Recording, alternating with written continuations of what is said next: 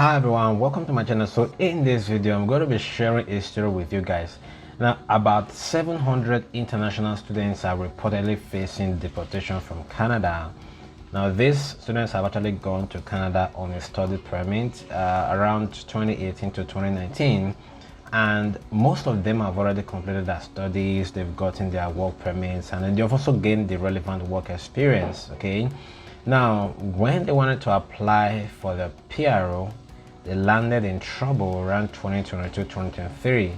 So what actually happened? What are some of the lessons learned, and how can you avoid something like this from happening to you? So I'm going to be talking about all of this in this video, so don't touch that and make sure you watch this video till the very end.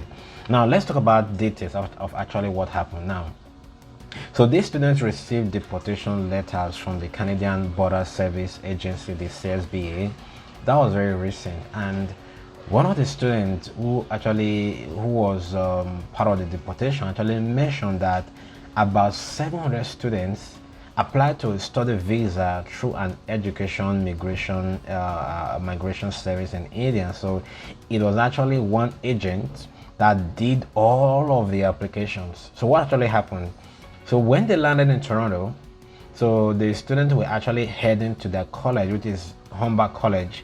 So the agent actually called them and told them that all of the seats, in the program that they have applied to, all of them have been filled. Okay, so the agent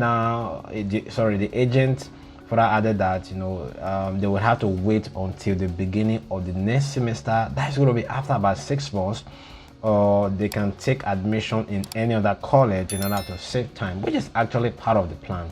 So what the agent did was that he reimbursed, their Humber College fee, so this actually made the students to actually believe that this agent was actually being truthful, and they actually believed in him the more.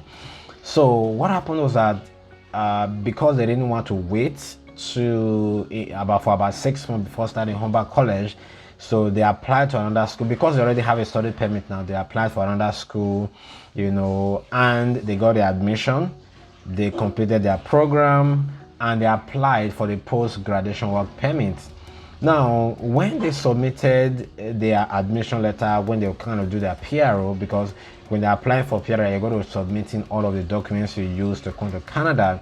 So the Canada Border Agency, they actually found that these letters that these students used for their visa application, the admission letters were fake. So when this fraud was released, what happened that this deportation notice was now issued to all of these students. So the thing is that the Canada Border Agency official, they did not accept the claim of innocence of these victims, because there was no proof that the agent actually compiled and arranged all of these documents, because it was all done in their name, right? So in terms of the Canadian authority, they also refused to accept the failure of the Canadian visa or the airport authority that actually issued their visa and the study permit, to them, that that they didn't check the authenticity of these documents. So this is I mean, when I read this story, I was like, now the students, they claiming they were innocent. We don't know that this particular agent was fake, or this particular agent just gave us fake admission letter. And because they were not the one that did it, there was no way that for them to actually confirm, right? So this is just a note of caution, right? Sometimes when people say, I'm going to apply for schools, for you have to really be very careful the kind of people that you're working with, because if you get fake documents and apply, you can get the visa, but when you're going to apply for PRO, they're going to look at every single thing you submitted while you're doing this visa application.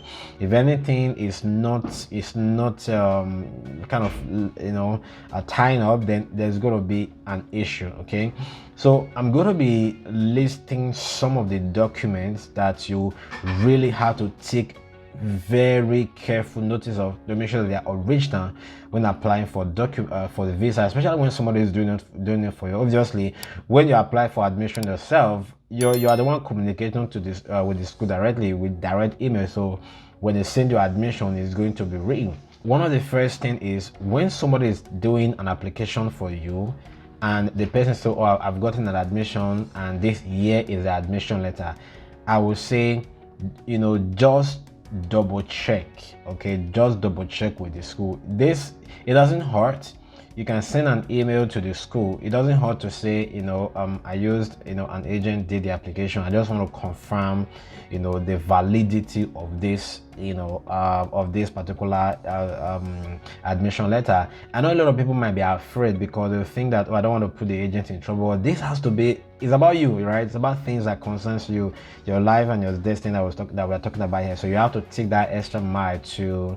That's why there are some things you just have to do yourself. If somebody applied to you and say Humber College, you know, why it's very easy to say Humber College admission. Just type it online and then you're going to get that email, and then you can even forward it to them and then just to confirm, right? That's very important.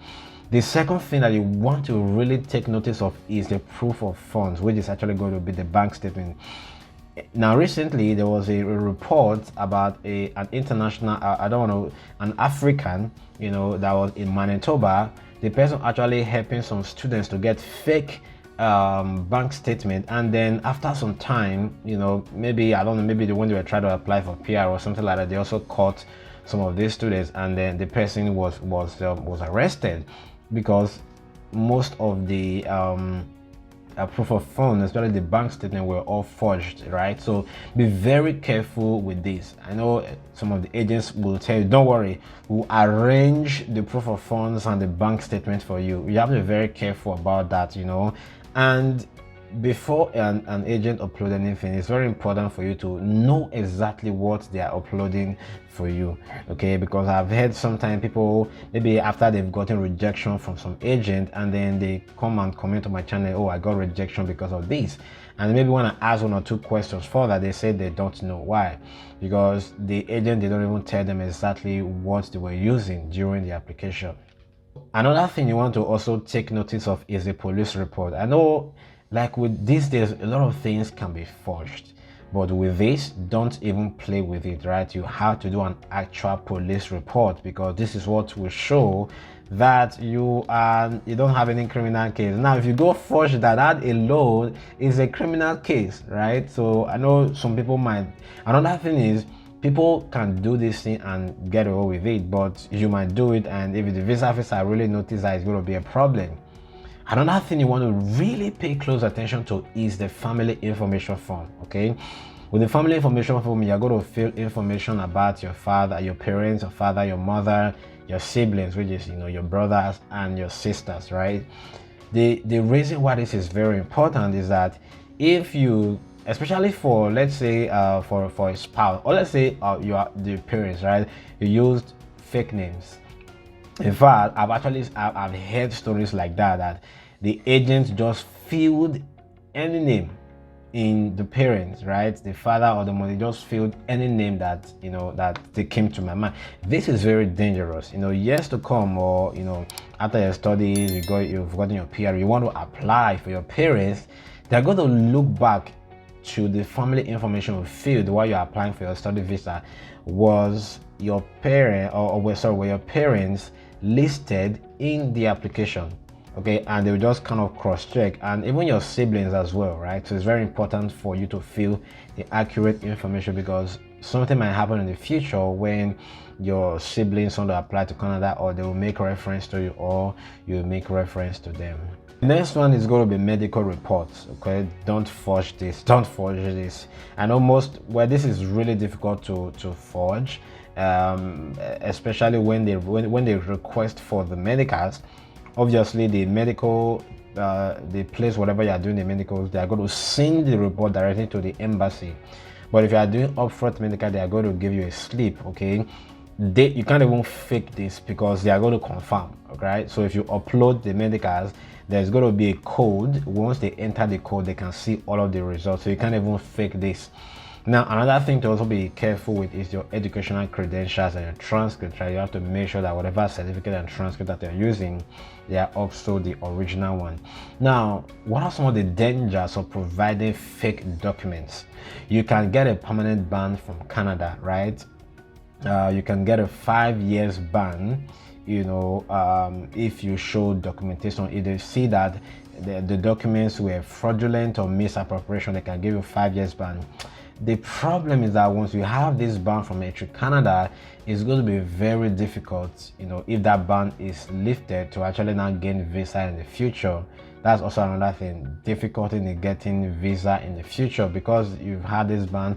So they kind of see you as someone that is not very truthful by the time you apply for another, because they don't hide records. If you have a visa ban in Canada, if for any reason there is interchange of information, it might also affect some of the other applications you might do in the US and some other countries. So try to avoid that. Another thing is that it wastes your time, your energy, and your money. Imagine these students that I talked about now, after about 5 years in Canada, all of those times have been wasted. Now they can't even get their PRO. They can't even, I don't know if they will even allow them come back to Canada. You waste a lot of money because now they've paid all their tuition, all the rent and everything they've paid and everything.